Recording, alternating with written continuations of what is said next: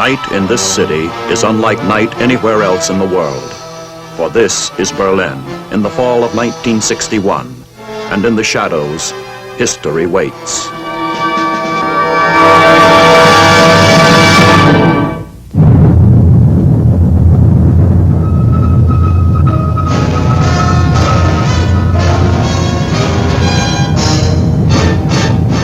The United States Army presents The Big Picture, an official report produced for the armed forces and the American people.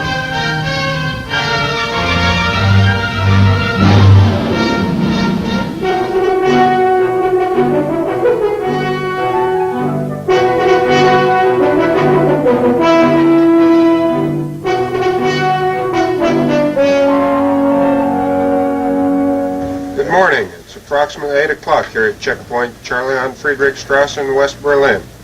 I'm Lieutenant Bainbridge, assigned to the 3rd Battle Group, 6th United States Infantry, hometown Detroit, Michigan. The military police and myself are on duty 24 hours a day, 7 days a week here on Friedrichstrasse. We're fully combat ready with our weapons and ammunition for any eventuality that the Vopos, who are stationed some 15 yards to my rear, might decide to make. The Vopos that we find on duty here on the border are hardened communists. They are dedicated to their cause. They have been indoctrinated in the beliefs and ideologies of the communist philosophy since their youth. These Vopos have been brought in specially for this duty. They are the only trusted persons here on the border. It has been found that the Vopos previously had been undependable and had been defecting towards the west. The ones presently on duty are the chosen few. Lieutenant, what problems have our troops faced here? Vopos often have thrown rocks at us, gas grenades, and squirted us with fire hoses. Nothing that the American soldier has not been able to take care of. Lieutenant, how has the wall affected our own soldiers? Since the construction of the wall, we have found that the morale of the troops in Berlin has gone up 100%. The American soldier now knows that he has a mission, as a dedicated soldier when going about this mission. He works hard, he is dedicated. I would like to say to you in my hometown, in every hometown, that your American soldier is the best in the world.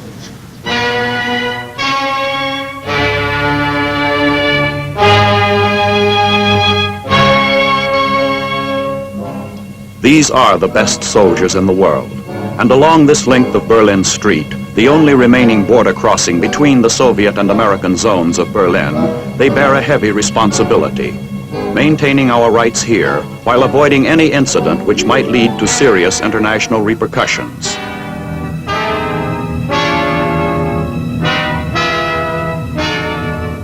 Across the border, Vopos, East German People's Police, armed and backed up by Soviet might, are determined to prevent any more East Berliners from crossing into the American zone of the city. They also threaten our legitimate rights of entry into East Berlin.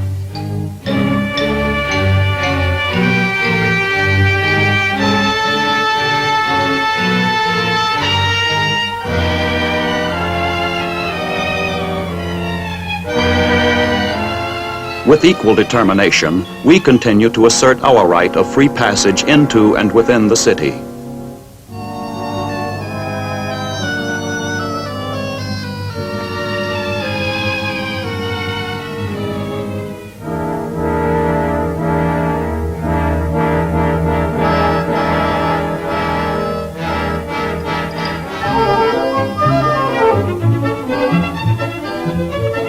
West Berliners, whose lives are linked inevitably with the wall and what it means to their country, make no secret about their feelings.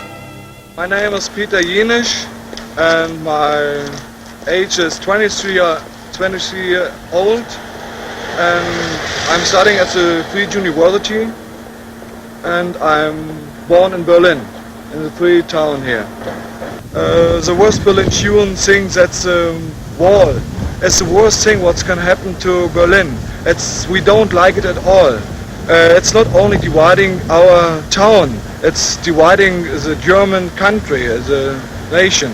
The German people in West Berlin, they say we are very lucky that the American soldiers are here, because when the American soldiers are leaving West Berlin, the town is lost for the free world, lost for us. With the closing of the border, Soviet divisions in East Germany were on the move, with combat forces brought into strategic positions for the contest over the status of Berlin.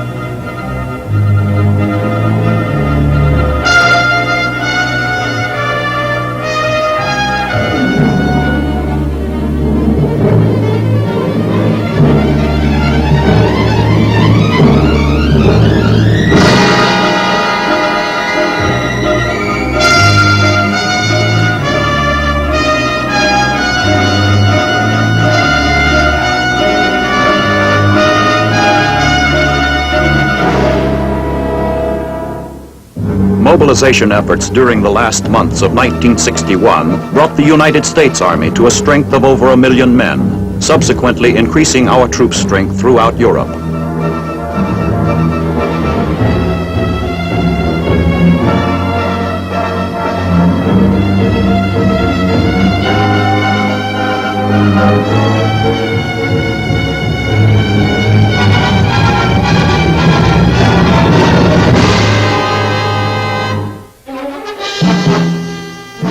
In the Berlin crisis, one of the most important demands on the American soldier is patience. Watch and wait. Observation is the order of the day and night.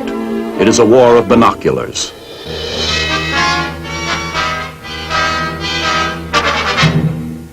Seldom have our soldiers been under such careful and continuous scrutiny, not only by the East Germans, but by West Berliners intensely involved in the fate of their city. Behavior, conduct, and appearance of our troops are as important here as their tactical readiness. Our military leaders in Europe keep close tabs on day-to-day developments.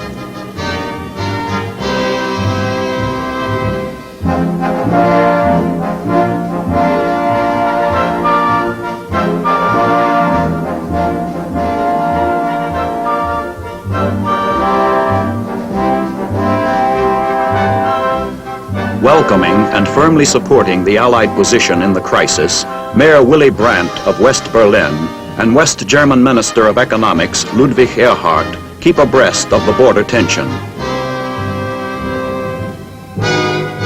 As a means of asserting Allied right of entry into East Berlin, U.S. Army buses wait near Checkpoint Charlie for a scheduled tour of the city on the other side of the wall.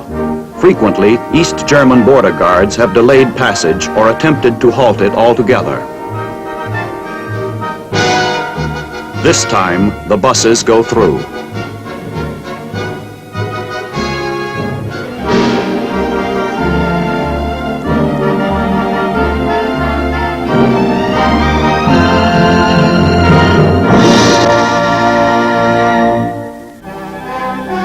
On the other side, the view tells its own story. A city in which the prevailing mood is restriction and fear.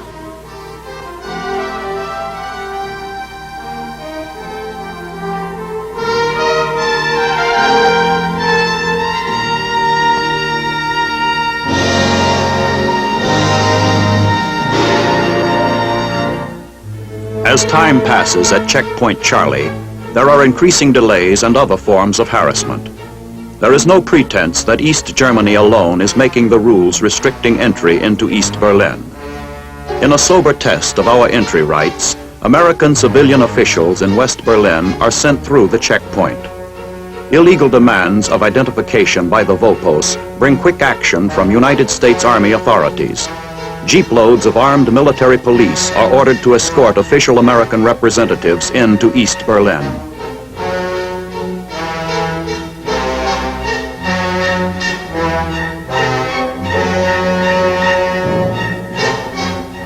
Our show of determination works. The East German guards do not try to prevent our entry. Increasing tension brings swift and dramatic measures. Soviet tanks move to the border. The United States Berlin Command responds quickly as our own tanks are dispatched to the area.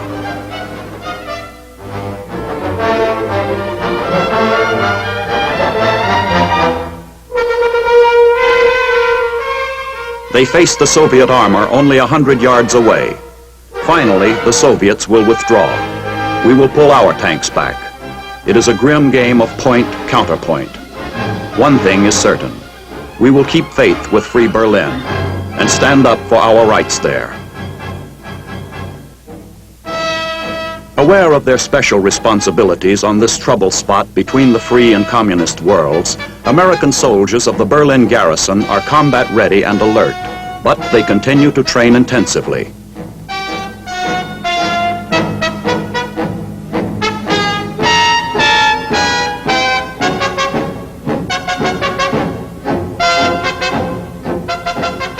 Hand-to-hand combat training.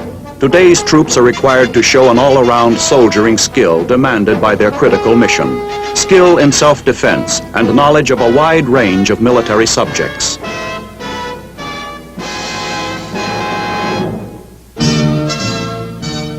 D Company of the 2nd Battle Group runs through the proper assembly and disassembly of the M14 rifle.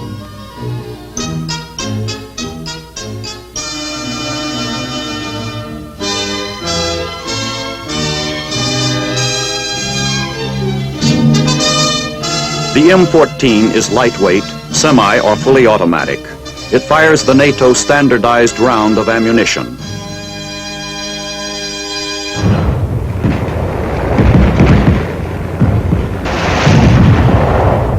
Mock City Attack, one of the many continual training exercises in a type of fighting that might be anticipated in the event of outbreak of hostilities in the city.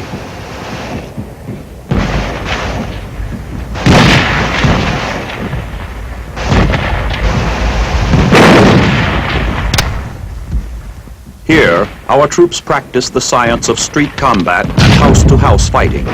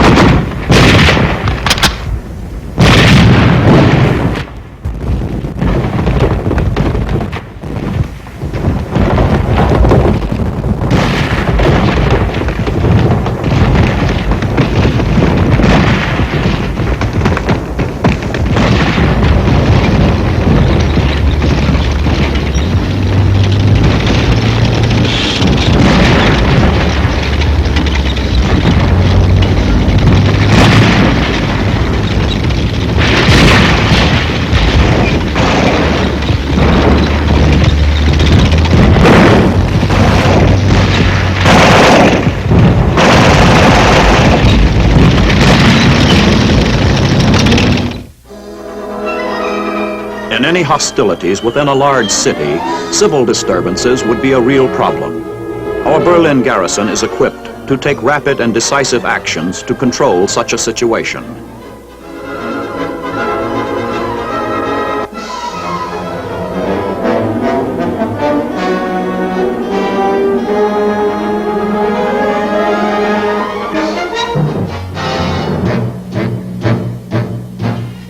In riot control formation, a detachment engages in a practical exercise as it moves toward a group of American soldiers acting as hostile civilian demonstrators.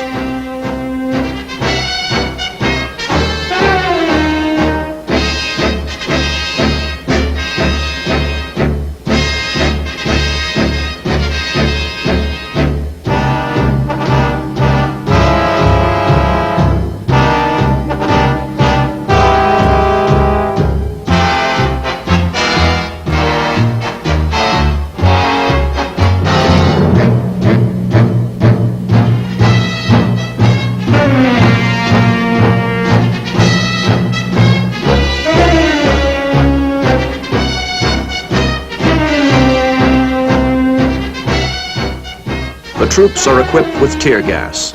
A helicopter is also used to disperse the mob by releasing tear gas overhead. Training in anti-riot methods is intensive here.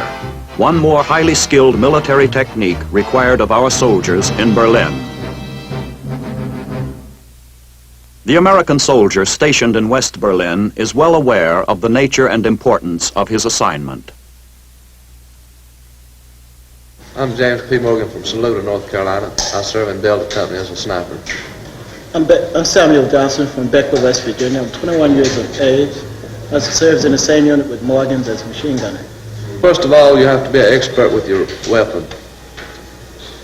Then there are 16 snipers in a company, which the mission during wartime is to just wander around on the battlefield and seek out and kill key enemy personnel.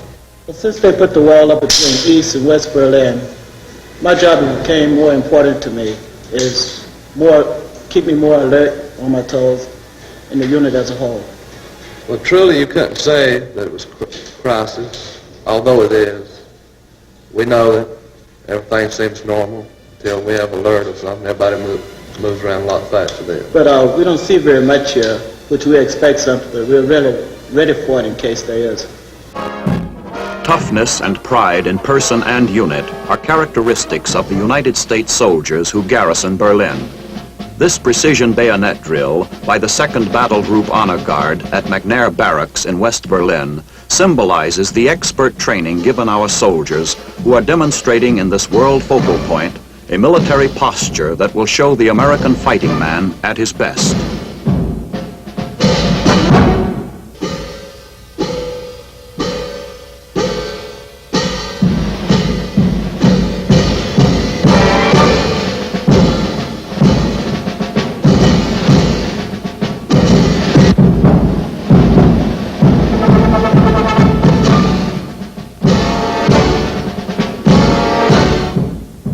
Ready for whatever combat assignment he must face, the U.S. soldier here brings to his job a sense of mission worthy of his Army's traditions.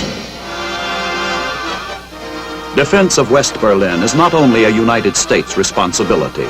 Also involved are British and French forces. In a joint British-American field training exercise on the outskirts of Berlin at Lake Wannsee, bordering the East German zone, British troops conduct an amphibious assault using American armored personnel carriers.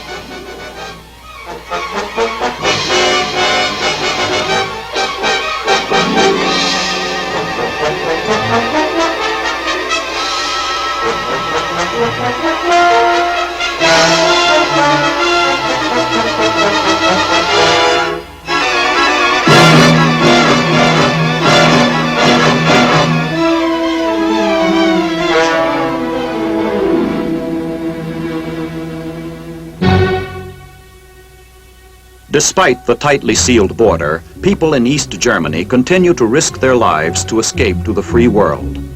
A small, highly trained squad of American soldiers is ready to help refugees once they have crossed over to the American zone. This simulated rescue operation shows how the plan works. An observer spots a man trying to make his way to the American zone. Word goes back to an airfield.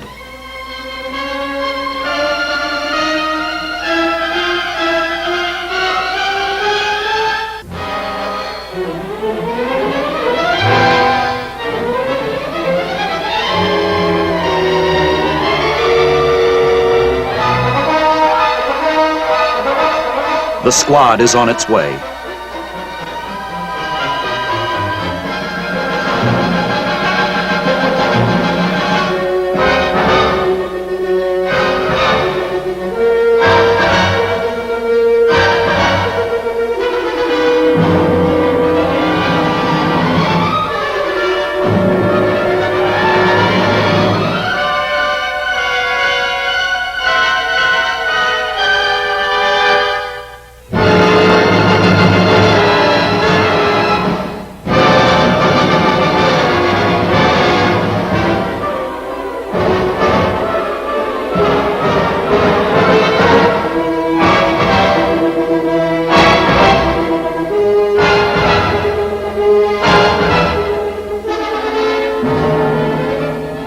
The location of the refugee has been narrowed down to a small wooded area. Search and rescue techniques have been developed so that the squad can swiftly reach any point along the border.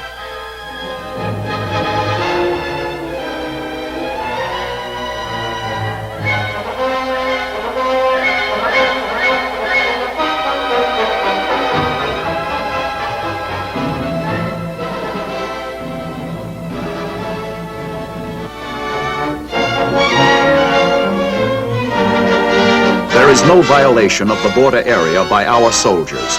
Only after the defector has crossed to our zone does our operation begin.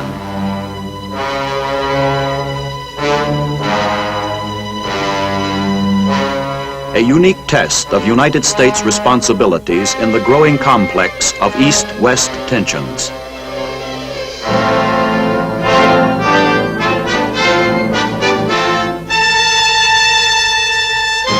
Determination on the part of the United States to stand by Free Berlin is not new.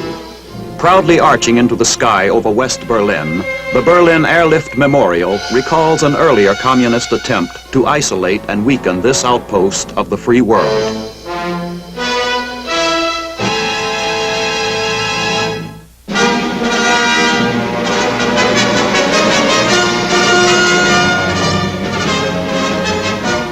The man who engineered the airlift that broke the communist blockade of 1948-49, General Lucius D. Clay, now retired, returns to West Berlin in late 1961 as the President's special ambassador in the Berlin crisis.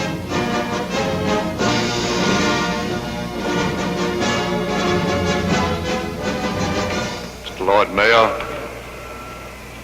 and friends, of course, I am both happy and proud to be back in Berlin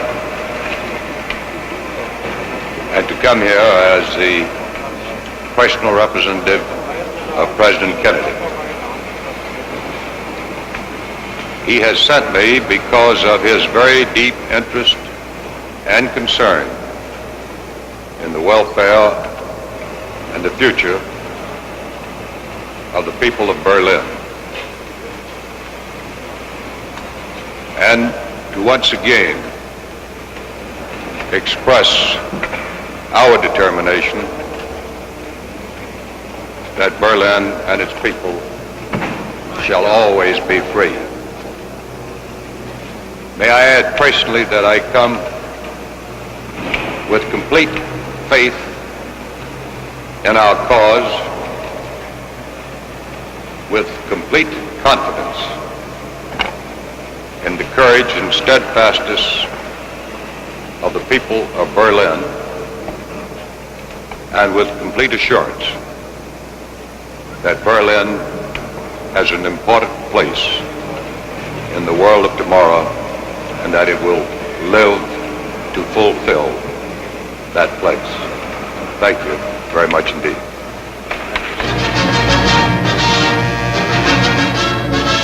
The largest parade in Berlin since 1946, commemorating the 174th anniversary of the signing of the United States Constitution.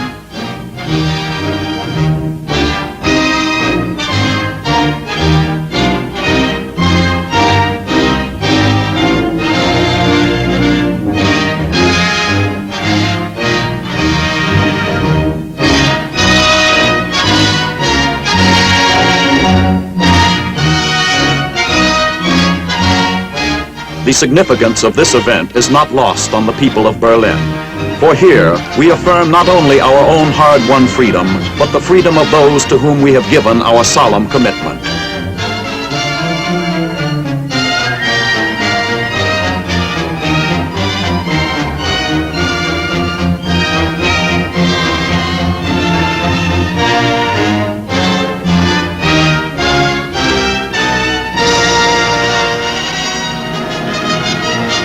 Berlin, 1962. A time as critical as those years before America was a free nation. As at Valley Forge, the weight of the burden of freedom's defense once again rests upon soldiers, upon their determination to carry out their responsibilities. On the front line of the free world, these soldiers of the United States Army are well prepared.